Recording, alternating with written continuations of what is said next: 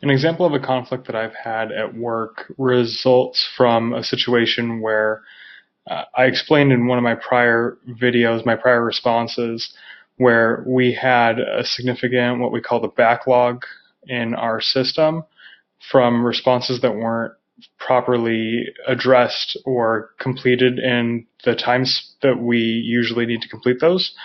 We were able to track it down to really it was one person at work in my team that we realized was not completing their work on time and on a consistent basis. So I was the one that had to come up with the system in order to address that concern. So we had a bit of a conflict arise when we had the initial presentation towards our management team, where we addressed that it was the specific team member that was the cause of majority of the requests that weren't fulfilled. So it created kind of an interesting situation where it gave me the opportunity to meet with that person, which I had not really had a chance to work with because they work at a completely different office across the country from me.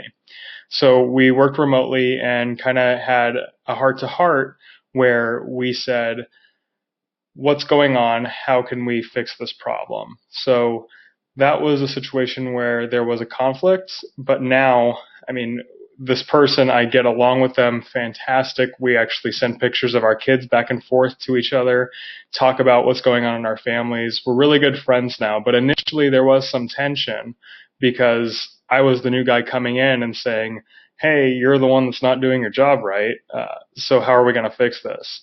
We were able to come up with the plans that I talked about, again, in one of my prior videos in order to set daily goals and follow up on them and have accountability. And that's really what this person needed, was that accountability.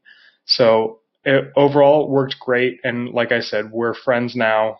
We're able to resolve any conflict that arose right at the beginning.